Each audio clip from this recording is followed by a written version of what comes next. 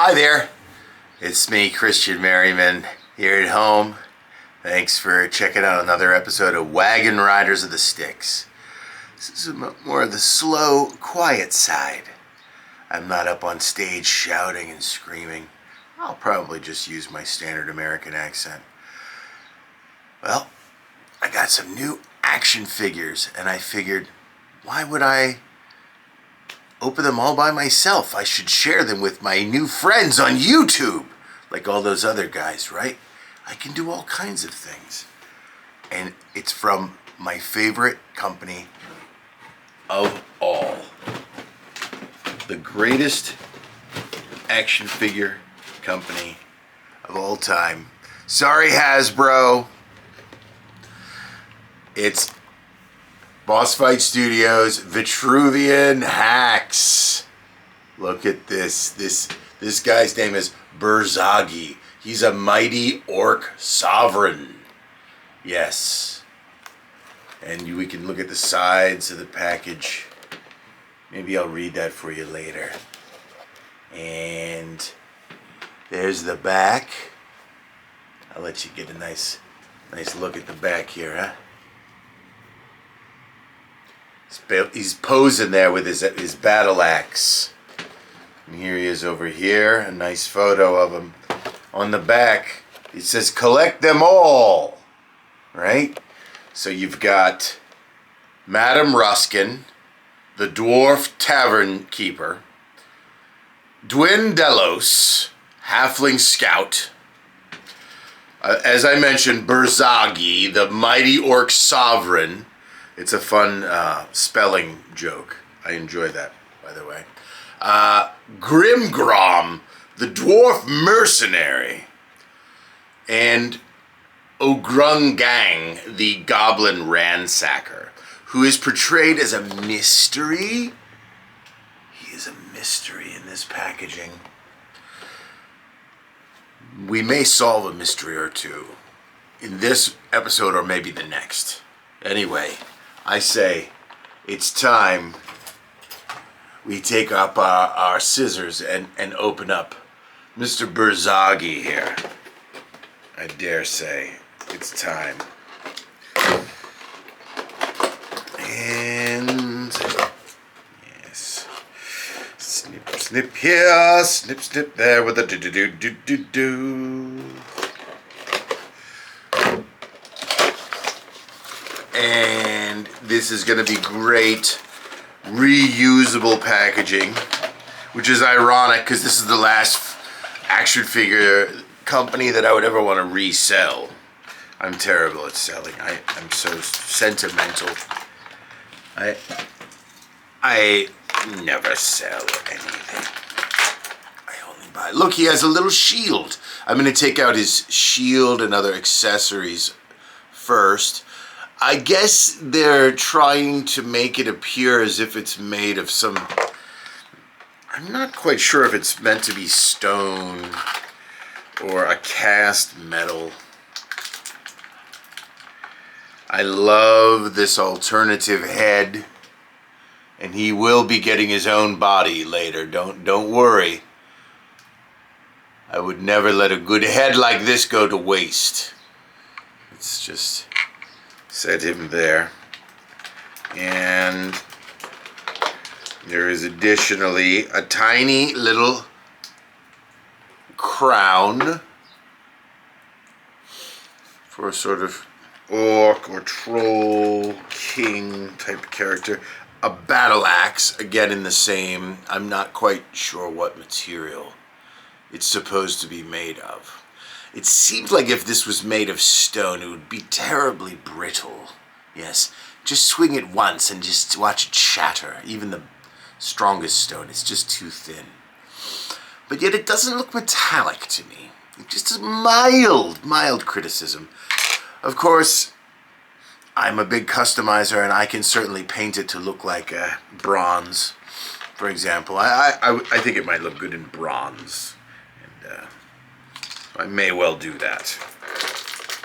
Alrighty then. So, I believe this is a shoulder pad or some such thing. I'm not even sure what this is. A spearhead, maybe?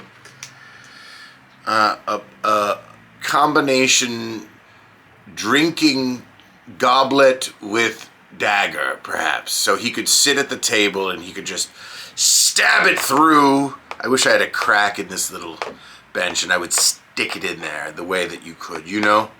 And then when he's thirsty, he could pull it up and he could drink his, whatever orc kings would drink.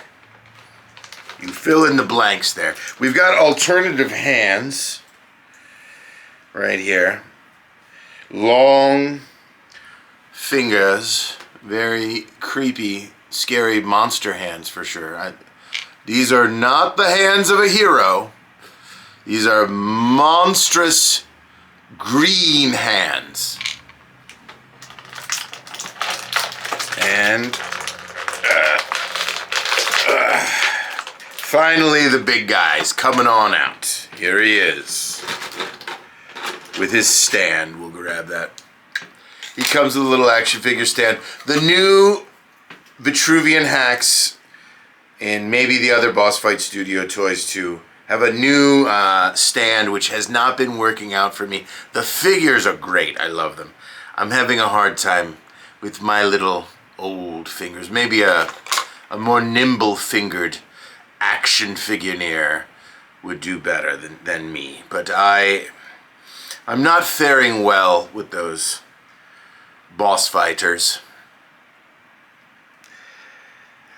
But still, your work is just stunning. You are just tremendous artists. Look at this guy. I'm sorry, I'm keeping it all to myself.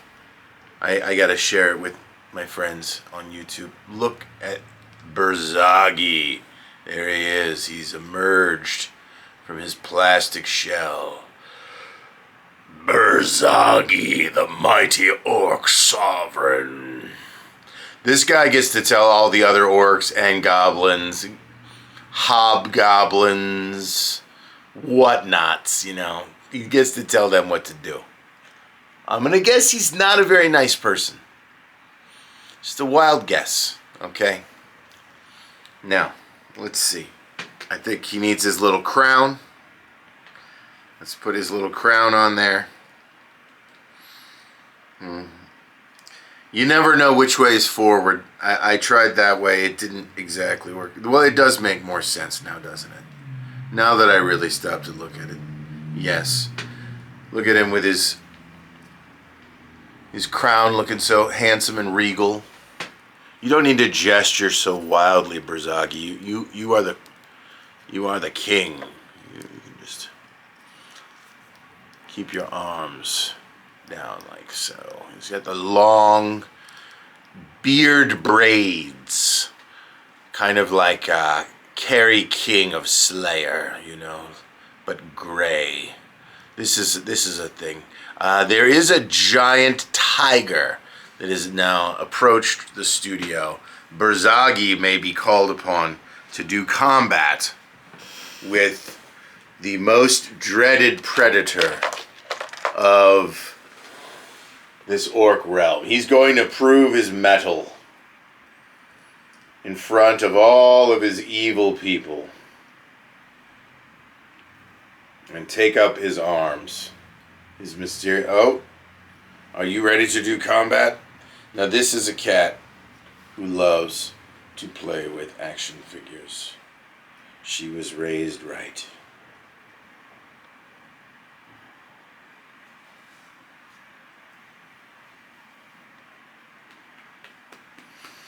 That's right.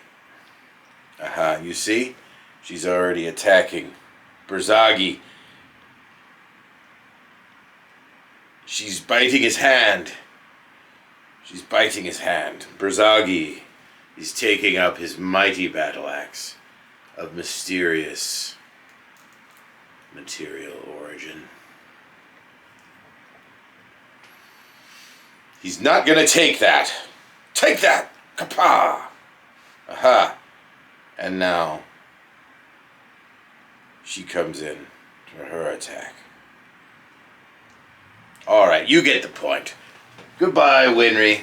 let's come back to the action figures. So, he has this cool axe and his cool shield. We'll put his little shield on his... You know what? Now that I look, he has a wrist guard on his left, and he is blank on the right. So let's switch it up. And he's going to be a right-handed shield-bearing warrior, and swinging the axe with the left now. Oh, he's lost his crown. Heavens. Well, I'll find it later. You already saw it. You know, honestly, this is what I've been meaning to do. Speaking of crowns, it's time for decapitation! Just like Charles the First. Just kidding. Charles the First was good. And now, we try out the alternate head. And he sort of has the top knot style, evocative of the East. Perhaps the Qing dynasty. Well, I think the Mongols also practice such things, and it has something to do with an ancient religion known as Tengrism, to the best of my understanding. But I'm not an expert in such things. At any rate, he looks sharp there too, and this head will certainly be utilized on another figure.